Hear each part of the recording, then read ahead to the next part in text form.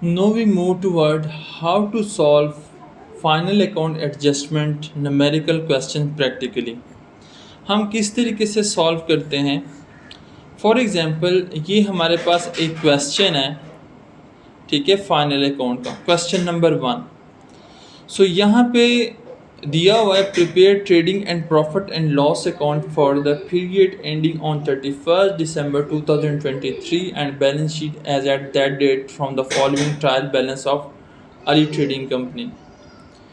सो सबसे पहले जब आपने क्वेश्चन को रीड करना है तो आपके पास 4 स्टेप्स का होना मस्ट है और आपने बिल्कुल उसको तरतीब से करना है।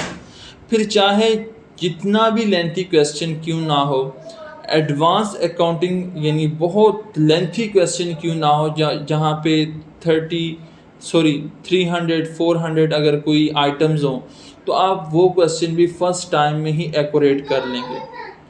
उसमें फर्स्ट के ऊपर आपने जब क्वेश्चन को रीड करना है तो फर्स्ट के ऊपर आपको पता होना चाहिए कि नेचर ऑफ द हेड क्या है। यानी फॉर एग्जांपल अगर यहाँ पे स्टॉक है तो आपको पता होना चाहिए स्टॉक है क्या, ये एक्सपेंस है या ये इनकम है। फिर आपने ये देखना है कि ये हमारा डायरेक्ट एक्सपेंस है या डायरेक्ट इनकम है, इनडायरेक्ट एक्सपेंस है या इनडायरेक्ट इनकम है। तो भाई नेचर ऑफ हेड आपने यहाँ पे आपको पता होना चाहिए। आप इसको रफ में नोट भी कर सकते हैं। जैसे कि मैं इसको रीड करता हूँ तो पहले आपको पता होना चाहिए कि नेचर ऑफ हेड क्या है। जैसे ओपनिंग स्टॉक है तो ओपनिंग स्टॉक मीन ये आपका डायरेक्ट एक्सपेंस है, और कैश इन हैंड ये एसेट है, कैश एट बैंक एसेट है, परचेज डायरेक्ट एक्सपेंस। तो इस तरीके से आपने जो है वो डिसाइड करना होता है कि फर्स्ट रीड करते वक्त कि कौन सी चीज़ डायरेक्ट एक्सपेंस है, डायरेक्ट इनकम है, इनडायरेक्ट एक्सपेंस है या इनडायरेक्ट इनकम है, एसेट है या लायबिलिटी है। तो फर्स्ट स्टेप ये है। सेकंड स्टेप में आपने रीड करते वक्त ये देखना है कि इसको किस अकाउंट में लिखेंगे। इसको ट्रेडिंग अकाउंट में लिखेंगे, प्रॉफिट एंड लॉस अकाउंट में लिखेंगे या बैलेंस शीट में लिखेंगे। तो जो क्वेश्चन होगा आप रीड करेंगे तो नेचर ऑफ हेड का आपको पता होना चाहिए, आप मेंशन कर सकते हैं रफ के तौर पे। और आपको पता होना चाहिए कि ये जो है ये ट्रेडिंग में आएगा, प्रॉफिट एंड लॉस में आएगा या बैलेंस शीट में आएगा। तो इस क्वेश्चन में मैं आपको बाई कलर ये चीज़ें बता रहा हूँ, जबकि जब आप फिज़िकल प्रैक्टिकली तौर पे जब आप पेपर के ऊपर क्वेश्चन अटैम्प्ट करते हैं तो आप वहाँ पे लिख सकते हैं कि फॉर एग्जांपल रफ अपने जो आंसर शीट के ऊपर के स्टॉक है तो ये मेरा डायरेक्ट एक्सपेंस है डी, और यहाँ पे आप लिख लें टी यानी ट्रेडिंग अकाउंट में आएगा। कैश एसेट ए लिख दें और यहाँ पे बी एस ये बैलेंस शीट में जाएगा। मैंने बाय द कलर ये चीज़ शो करवाई है ताकि आपको पता चले कि हेड, नेचर ऑफ हेड और किस अकाउंट में हम लिखते हैं। तो यहाँ पे ये जो आपको ग्रीन शो हो रहा है ना, ये रिप्रेजेंट कर रहा है ट्रेडिंग अकाउंट को, यानी ये या तो डायरेक्ट एक्सपेंस होगा या डायरेक्ट इनकम होगा।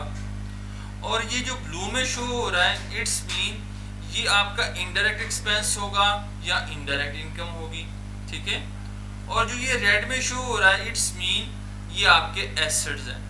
तो आपने क्वेश्चन को अच्छे से रीड करना है और रीड करने के बाद, ठीक है, जस्ट लाइक मैं इसको रीड करता हूँ एक दफ़ा। सो स्टॉक हमारे पास जो है डायरेक्ट एक्सपेंस है, ट्रेडिंग अकाउंट में जाएगा। कैश इन हैंड एसेट है बैलेंस शीट में, कैश एट बैंक एसेट है बैलेंस शीट में, परचेज डायरेक्ट एक्सपेंस है ट्रेडिंग अकाउंट में। रिटर्न इनवर्ड ये हमारी सेल रिटर्न है। एक तो अमाउंट से भी आपको शो हो जाएगी, यानी जो सेल हुई थी वो इन हो गई, अब रिटर्न हो गई, वापस हो गई, तो हम इसको सेल में से लेस करते हैं। वेजिस डायरेक्ट एक्सपेंसेस हैं, fuel and power direct expenses हैं। Carriage on sale, carriage on sale जो है हमारे पास ये इनडायरेक्ट एक्सपेंस होता है। इस तरह carriage on purchase, carriage on purchase direct expense है। सो इसको हम ट्रेडिंग अकाउंट में ऐड करेंगे लिखेंगे और कैरेज ऑन सेल को हम प्रॉफिट एंड लॉस अकाउंट में ऐड करेंगे। इस तरह building, free hold, land, machinery और पेटेंट ये एसेट्स हैं, ठीक है। जो एसेट है फिर हम इसको बैलेंस शीट में लिखते हैं एसेट वाली साइड पे, ठीक है। इसी तरीके से हम नेक्स्ट अगर देखें तो यहाँ पे मैं इसको जूम कर देता हूँ। सैलरी है, जर्नल एक्सपेंसेस, ये जो आपको ब्लू में शो हो रहा है ये बेसिकली आपके इनडायरेक्ट एक्सपेंसेस हैं और आप इसको प्रॉफिट एंड लॉस में लिखते हैं। ड्राइंग है, ड्राइंग आप लेस करते हैं कैपिटल में से बैलेंस शीट। इंश्योरेंस जो इनडायरेक्ट एक्सपेंसेस हैं आप इसको डेबिट साइड पे लिखते हैं, इनडायरेक्ट एक्सपेंसेस साइड पे प्रॉफिट एंड लॉस अकाउंट के। सैंडी डेटर एसेट है, बैलेंस शीट में लिखते हैं। सेल आपकी डायरेक्ट इनकम है और आप इसको ट्रेडिंग अकाउंट में लिखते हैं। रिटर्न आउटवर्ड ये 10,000, बेसिकली ये रिटर्न वो है जो आपने परचेजेस किए हैं और आपने रिटर्न कर दी। तो जो परचेज रिटर्न है ये हमारा क्रेडिट होता है, यहाँ से अमाउंट से भी देख सकते हैं और बाई नेम भी आप यहाँ पे देख सकते हैं। तो आपने परचेज में से परचेज रिटर्न को लेस कर देना है, सेल में से सेल रिटर्न को लेस कर देना है, तो ये आपके पास नेट परचेज और नेट सेल आ जाएगा, ठीक है। सो नेट परचेजेस को आप डायरेक्ट एक्सपेंस में लिखते हैं ट्रेडिंग अकाउंट के और नेट सेल को आप डायरेक्ट इनकम लिखते हैं ट्रेडिंग अकाउंट के। इस तरीके से यहाँ पे कैपिटल है तो कैपिटल को हम लायबिलिटी साइड में लिखते हैं बैलेंस शीट के। रेंट है 1,80,000।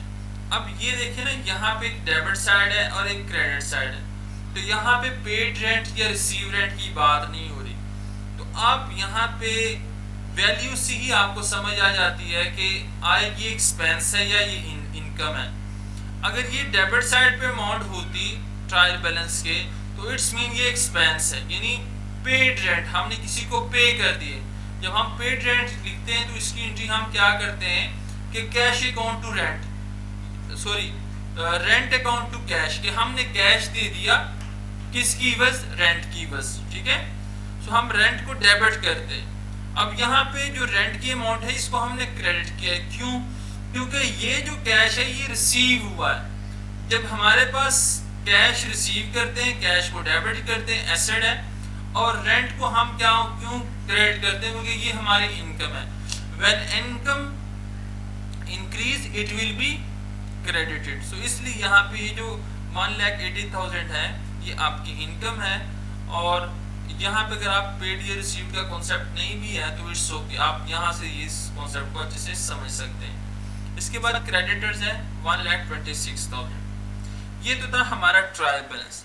अब हम मूव करते हैं एडजस्टमेंट्स की तरफ, ठीक है। सो अगर आप यहाँ पे देखें ये फर्स्ट एडजस्टमेंट है। आप इन एडजस्टमेंट को जब आप रीड करते हैं 1 बाय 1 में इसको साथ साथ सॉल्व भी करता हूँ ताकि टाइम ज़्यादा कंज्यूम ना हो। So just like closing stock, मैंने जैसे कि बताया कि हर एडजस्टमेंट की 2 इफेक्ट्स होते हैं। सो क्वेश्चन को सॉल्व कैसे करना है, पहले तो आपको जो क्वेश्चन को रीड करेंगे तो नेचर ऑफ द हेड का पता होना चाहिए फर्स्ट के ऊपर। सेकंड, कहाँ पे आपने लिखना है, किस अकाउंट में आपने लिखना है, ट्रेडिंग में, प्रॉफिट में या बैलेंस शीट में, ठीक है। थर्ड, आपने जब एडजस्टमेंट रीड कर ली, क्वेश्चन रीड कर लिया, अब आपने सॉल्व करना है एडजस्टमेंट से। आपने टेबल्स बना दिए ट्रेडिंग अकाउंट का, प्रॉफिट एंड लॉस अकाउंट का और बैलेंस शीट का। अब सबसे पहले आपने एडजस्टमेंट के इफेक्ट्स लिखने, इसके बाद में आपने ट्रायल बैलेंस के अंदर जो आइटम्स रिमेनिंग है उसको लिखना है, ठीक है। जस्ट लाइक यहाँ पे मैं क्लोजिंग स्टॉक की बात करता हूँ, ठीक है। क्लोजिंग स्टॉक है 31 दिसंबर 2023 को 1,40,000, ठीक है।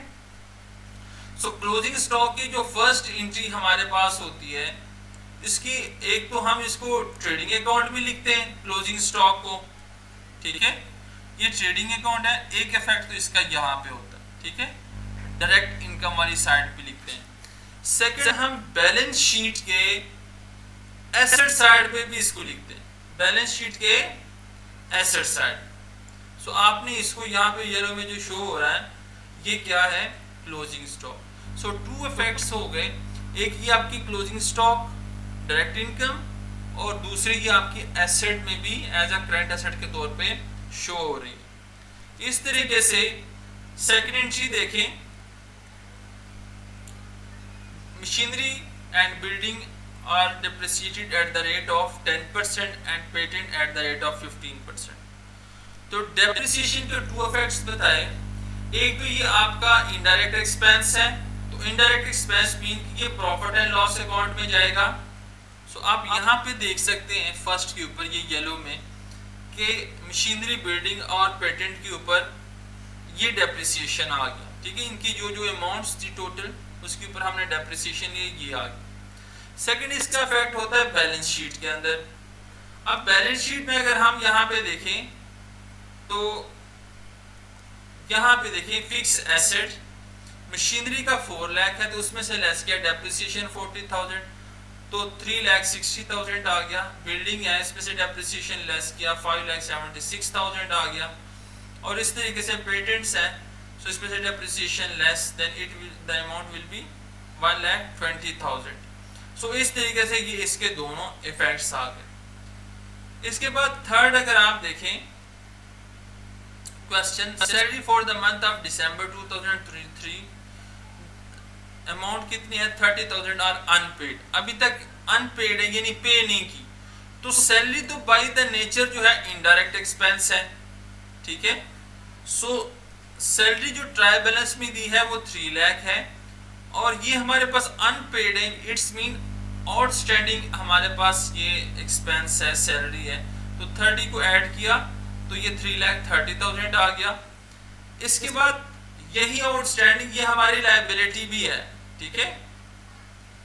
अगर आप बैलेंस शीट में देखें इस साइड पे तो यहाँ पे इसका सेकंड इफेक्ट है, यानी और स्टैंडिंग लायबिलिटी के हम इसको और स्टैंडिंग सैलरी भी कह देते हैं। और स्टैंडिंग सैलरी अगर लिख लें तो ये ज़्यादा बेहतर है, तो आपका ये 30,000 ऐड हो जाएगा। तो ये इसका सेकंड इफेक्ट है। इसके बाद जब आप इसकी फोर्थ एडजस्टमेंट को देखें, insurance is paid in advance for the extent of 13,000, ठीक है। अब ये जो इंश्योरेंस है ना ये एडवांस के अंदर है, तो इंश्योरेंस हमारा इनडायरेक्ट एक्सपेंसेस है, तो इनडायरेक्ट एक्सपेंसेस हमारे पास 1,04,900, इसमें इससे लेस किया प्रीपेड यानी एडवांस है ना, तो हम इसको लेस कर देंगे। और दूसरा हम इसको बैलेंस शीट में भी ऐड करेंगे प्रीपेड इंश्योरेंस के नाम से 13,000, ठीक है। सो इसके ये 2 इफेक्ट्स हो गए। इसके बाद रेंट रिसीवेबल, ठीक है, रेंट रिसीवेबल 20,000 के साथ। तो रेंट जो है ये हमारी बेसिकली इनकम है। एडजस्टमेंट की 2 इफेक्ट्स की मैं बात कर रहा हूँ। तो ये हमारे पास ट्रायल बैलेंस के अंदर 1,80,000 अमाउंट दी है, इसमें हम ऐड करेंगे रिसीवेबल है, ये बिजनेस में ये आ रही है ये इनकम, तो हम इसको ऐड कर लेंगे। और दूसरा यही जो रेंट रिसीवेबल है ये हमारा एसेट भी है, ठीक है। तो ये बैलेंस शीट के एसेट वाली साइड पे यहाँ पे अगर आप इसको एसेट लिख दें तो ज़्यादा बेस्ट है, ठीक है। सो आप एसेट और इस साइड पे आप लायबिलिटीज, ठीक है। सो आप लायबिलिटीज लिख लेंगे तो ये आपके पास आ गया, ठीक है। इसी तरीके से जो लास्ट एडजस्टमेंट है चार्ज इंटरेस्ट ऑन कैपिटल, ठीक है। Charge interest on capital 10% and on drawing 7.5%। सो अगर आप यहाँ पे देखें इंटरेस्ट ऑन कैपिटल की जो पहली है, तो ये हमारा इनडायरेक्ट एक्सपेंस है। प्रॉफिट एंड लॉस अकाउंट में आप जो है इसको इंटरेस्ट ऑन कैपिटल को शो करवाते हैं। और सेकंड अगर आप यहाँ पे देखें बैलेंस शीट में, तो इंटरेस्ट ऑन कैपिटल को हम नेट प्रॉफिट में ऐड कर देते हैं। अब इंटरेस्ट ऑन ड्राइंग की अगर हम बात करें तो इंटरेस्ट ऑन ड्राइंग 900 है कि हमारी इनकम है। और दूसरे हम इसको जो है असल में ये हम लेस करते हैं, लेकिन जब ड्राइंग है ड्राइंग को हम लेस करते हैं इसकी टोटल अमाउंट जो हमारे पास नेट प्रॉफिट आता है ना कैपिटल इसको ऐड करने के बाद, इसमें से ड्राइंग को लेस करते हैं। तो पहले आपने दोनों को इनर कॉलम के अंदर ड्राइंग प्लस इंटरेस्ट इन दोनों को ऐड कर दें और फिर टोटल के बाद फिर आप इसको लेस करें, फिर ये मेन कॉलम के अंदर आपकी ये अमाउंट आ जाएगी। तो ये असल में प्रॉपर फॉर्मेट है कि पहले ड्राइंग में इंटरेस्ट को ऐड करें और फिर टोटल ड्राइंग को आप लेस करें यहाँ पे, ठीक है। अब हमारे ये एडजस्टमेंट कंप्लीट हो गई हैं। अब आपने मूव करना है जो रिमेनिंग चीज़ें हैं, जस्ट लाइक ओपनिंग स्टॉक है, ठीक है। तो ओपनिंग स्टॉक आप इसको ट्रेडिंग अकाउंट में लिख देंगे, direct expenses, cash in hand, cash at bank, purchase में से लेस कर देंगे रिटर्न को, वेजेस है, फ्यूल है और कैरेज ऑन सेल इसको आप लिखेंगे, कैरेज ऑन परचेज लिखेंगे, बिल्डिंग और इसके ऊपर हम ऑलरेडी ले चुके हैं, ठीक है, डेप्रिसिएशन लिख लिया है। फ्री होल्ड लैंड नहीं लिखा, हम इसको ऐड करेंगे, ठीक है, बैलेंस शीट में। और मशीनरी का भी हो गया, पेटेंट का भी हो गया, सैलरी का भी हो गया। अब आपने एक दफ़ा जो एडजस्टमेंट कर ली, आप इसको दोबारा लिखने की आपको ज़रूरत नहीं है सैलरीज वगैरह को, ठीक है। इसके बाद जर्नल एक्सपेंसेस हैं, इसको लिख लेना है आपने प्रॉफिट एंड लॉस अकाउंट में। ड्राइंग आप ऑलरेडी इसको लेस कर चुके हैं, इंश्योरेंस आपने एडजस्टमेंट कर ली है, सैलरी डेटर्स आप इसको जो है आपने एसेट वाली साइड पे ऐड कर देना है, सेल में से लेस कर देना है सेल रिटर्न को। कैपिटल आप इसको लिखेंगे, इसमें आप नेट प्रॉफिट को ऐड करोगे और इंटरेस्ट को ऐड करोगे और फिर इसमें से ड्राइंग को आपने लेस करना है। इसके बाद रेंट की एडजस्टमेंट थी तो हम इसकी भी ट्रीटमेंट कर चुके हैं और यहाँ पे अपने क्रेडिटर्स को लायबिलिटी साइड पे ऐड कर देना है।